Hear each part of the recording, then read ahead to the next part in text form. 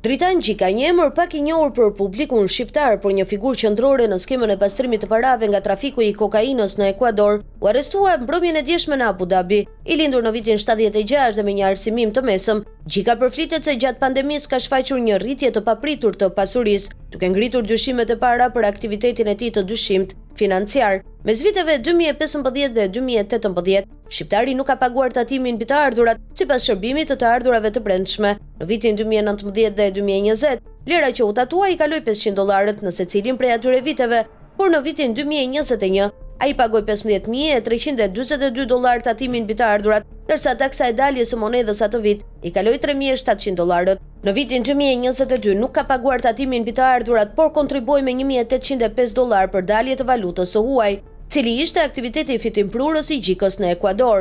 Gjika inkorporoi një duzinë kompanish në të njëjtën ditë, më 17 qershor 2021, së bashku me Ruben Çerez.